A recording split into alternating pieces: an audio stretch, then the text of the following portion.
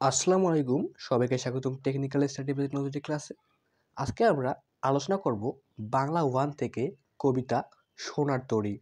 এটি লিখেছেন বিশ্বকবি রবীন্দ্রনাথ ঠাকুর। এই ক্লাসে আমরা এই কবিতার গুরুত্বপূর্ণ, অতি সংক্ষিপ্ত, সংক্ষিপ্ত এবং রচনামূলক প্রশ্নগুলো আলোচনা করব এবং কবিতাটিকে ভালোভাবে এক্সপ্লেইন করব।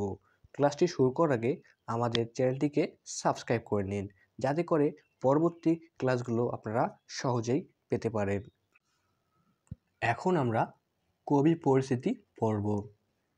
1861 খ্রিস্টাব্দের 7ই মে, 1268 বঙ্গাব্দের 25 বৈশাখ কলকাতার বিখ্যাত ঠাকুর পরিবারে রবীন্দ্রনাথ জন্মগ্রহণ করেন। তার পিতার নাম দেবেন্দ্রনাথ ঠাকুর, জননী সারদা দেবী। রবীন্দ্রনাথের পিতামহ প্রিন্স দ্বারকানাথ ঠাকুর ছিলেন সেকালের একজন বিখ্যাত ব্যক্তি। কলকাতার জোড়াসাঁকোর ঠাকুর বাড়ির সন্তান রবীন্দ্রনাথ শৈশব থেকে এক অভিজাত পরিমণ্ডলের মাঝে বড় হয়ে ওঠেন। শৈশব কৈশোরে বিদ্যালয়ে পড়ালেখার প্রতি রবীন্দ্রনাথ ঠাকুর তেমন মনোযোগী ছিলেন না, ফলে তার প্রাতিষ্ঠানিক শিক্ষা বেশি দূর অগ্রসর হয়নি। ঠাকুরবাড়ির অনুকূল পরিবেশে শৈশবেই রবীন্দ্রনাথের কবি প্রতিভার উন্মেষ ঘটে। 1876 সালে রবীন্দ্রনাথের বয়স যখন 15, তখন প্রকাশিত হয় তার প্রথম কাব্যগ্রন্থ বনফুল। অতঃপর কবিতা, উপন্যাস, ছোটগল্প, নাটক, প্রবন্ধ, শিশু সাহিত্য, ভ্রমণ সাহিত্য, রম্য রচনা, সঙ্গীত ইত্যাদি শাখায় রবীন্দ্রনাথ রেখে গেছেন তার অসামান্য শিল্প প্রতিভার স্বাক্ষর। কেবল সাহিত্যিক হিসেবেই নয়, একজন কর্মযোগী মানুষ হিসেবেও রবীন্দ্রনাথ তার অন্যান্য কৃতিত্বের পরিচয় রেখে গেছেন। তিনি প্রতিষ্ঠা করেন শান্তিনিকেতন বিদ্যালয়। এই বিদ্যালয় পরবর্তীকালে বিশ্বভারতী বিদ্যালয়ে রূপ লাভ করে। 1913 সালে রবীন্দ্রনাথ তার গীতাঞ্জলি কাব্যের জন্য নোবেল পুরস্কার লাভ করেন। রবীন্দ্রনাথ বাংলাদেশে প্রথম কৃষি ব্যাংক স্থাপন করেন।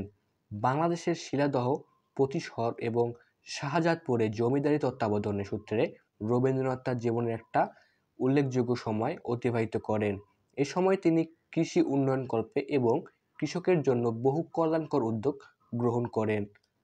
রাজনীতির সঙ্গে প্রত্যক্ষ সম্পর্ক না থাকলেও রবীন্দ্রনাথ ছিলেন প্রখরভাবে রাজনীতি সচেতন মানুষ।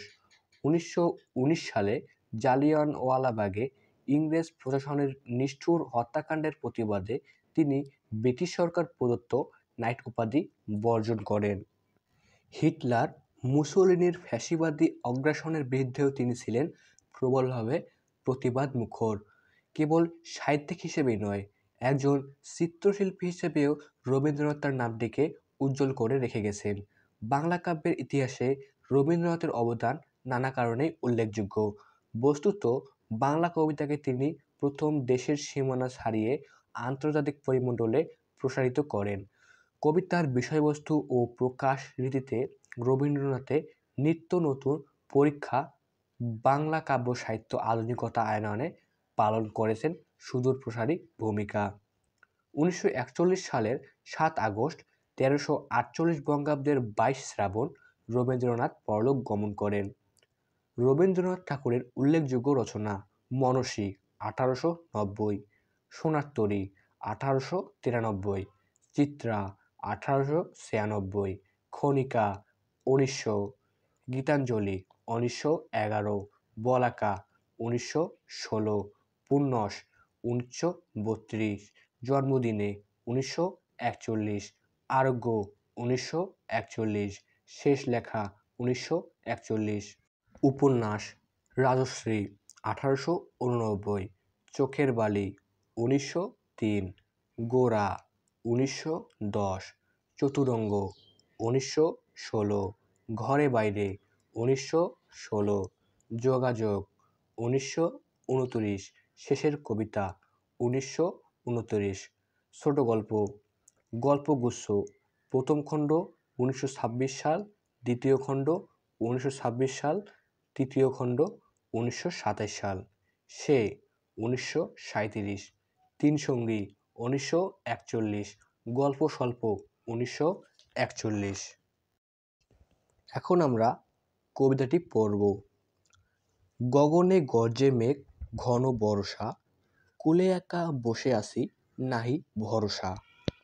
এখানে বোঝানো হয়েছে যে আকাশে মেঘ গর্জন করতেছে এবং ঘন বৃষ্টি হচ্ছে। কূলে অর্থাৎ পাড়ে কৃষক একা বসে আছে, তার কোনো ভরসা নাই। রাশি রাশি ভাড়া ভাড়া ধান কাটা হলো সারা। অর্থাৎ এখানে বোঝানো হয়েছে যে কৃষক বোঝা বোঝা ধান কেটেছেন এবং সেটা শেষ করেছেন। ভরা নদী ক্ষুরধারা খর পরশা।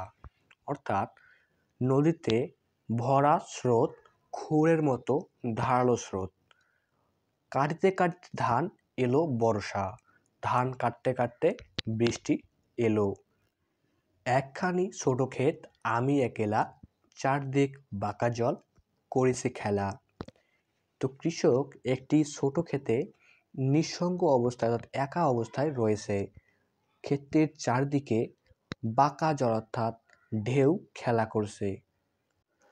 পরপারে দেখি একা তরু ছায়া মসিমাখা, গ্রামখানি মেঘে ঢাকা প্রভাত বেলা। পরপার অর্থাৎ ওই নদীর অন্য পারে তিনি আঁকা দেখেন যে গাছপালার কালো ছায়ায় একটি গ্রাম ঢেকে আছে এবং একটি ভোরবেলার ঘটনা। এপারেতে ছোট ক্ষেত আমি একেলা, অর্থাৎ এদিকে একটি ছোট ক্ষেতে কৃষক একাই অবস্থান করছে, অর্থাৎ কৃষক নিঃসঙ্গ অবস্থায় রয়েছে। গান গেয়ে তরি বেয়ে কে আসে পারে, দেখে যেন মনে হয় চিনি উহারে। তো কৃষক দেখতে পেলেন কে যেন গান গেয়ে নৌকা চালিয়ে আসতেছে এবং তার মনে হলো যে সে গান গেয়ে আসা লোকটিকে পূর্ব থেকেই চিনে। ভরা পালে চলে যায় কোনো দিকে নাহি চায়। অর্থাৎ যে লোকটি গান গেয়ে গিয়ে নৌকা চালিয়ে আসতেছিল সেই লোকটি কৃষকের দিকে না তাকিয়েই চলে যেতে ধরছিল। ঢেউগুলো নিরুপায় ভাঙ্গে দুধারে। অর্থাৎ ঢেউগুলো নিরুপায়ের উপরে যে দুই ধারের পাড় রয়েছে ওই দুই ধারের পাড়গুলোকে ভেঙে দিচ্ছিল। দেখে যেন মনে হয় চিনি উহারে। কৃষকের ধারণা যে মাঝিটি এসেছিল গান গেয়ে গিয়ে, সেই মাঝিটিকে সে পূর্ব থেকেই চিনে। ওগো তুমি কোথা যাও কোন বিদেশে, বারেক ভিড়াও তরি কুলেতে এসে। কৃষক ওই মাঝিকে ডাকার জন্য এই উক্তিটি করেছেন এবং তাকে অনুরোধ করেছেন যে তীরে এসে তার নৌকাটিকে ভিড়োতে। যেও যেথা চাও যারে খুশি তারে দাও, শুধু তুমি নিয়ে যাও ক্ষণিক হেসে আমার সোনার ধান কুলেতে এসে। কৃষক মাঝিকে অনুরোধ করেছেন যে আমার ধানগুলো তুমি তোমার নৌকায় তুলে নিয়ে তুমি যেখানে যাও, যেখানে মন সেখানে যাও, যারে খুশি তারে বিলিয়ে দাও।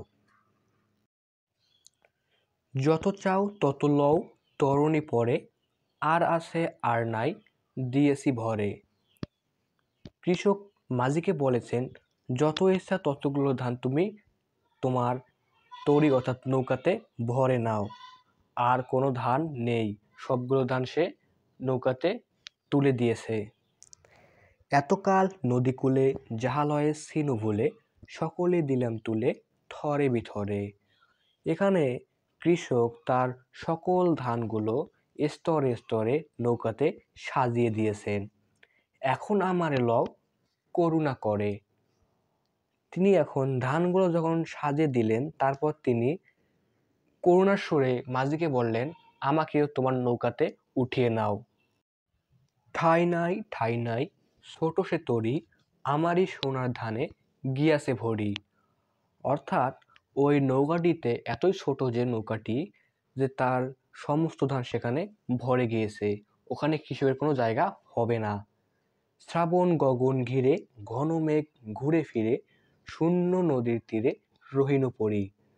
অর্থাৎ শ্রাবণ গগন অর্থাৎ শ্রাবণ মাসের আকাশ অর্থাৎ বৃষ্টির দিন, ওই বৃষ্টির দিনের ঘন ঘন মেঘ চতুর্দিকে ঘুরতেছে এবং ওই নদীর তীরে আর কেউ নেই, শুধু একমাত্র কৃষকেই পড়ে রয়েছেন। জাহাজ ছিল নিয়ে গেল সোনার তরী, অর্থাৎ নৌকাটি তার সমস্ত ধান নিয়ে গেল, শুধু তাকে ছাড়া।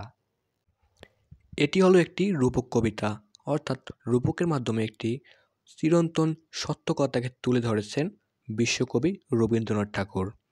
এ কবিতায় একই সঙ্গে অন্তর্লীন হয়ে আছে একটি জীবন দর্শন।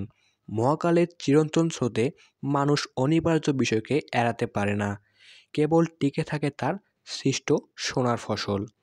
এমনইভাবে কবির সৃষ্টকর্ম কালের সোনার তরীতে স্থান পেলেও ব্যক্তি কবির স্থান সেখানে হয় না। এক অতৃপ্তির বেদনা নিয়ে তাকে অপেক্ষা করতে হয় অনিবার্যভাবে মহাকালের শূন্যতায় বিলীন হওয়ার জন্য। এখন আমরা এই কবিতার গুরুত্বপূর্ণ কিছু অতি সংক্ষিপ্ত এবং রচনামূলক প্রশ্ন দেখব। শুরু করা যাক।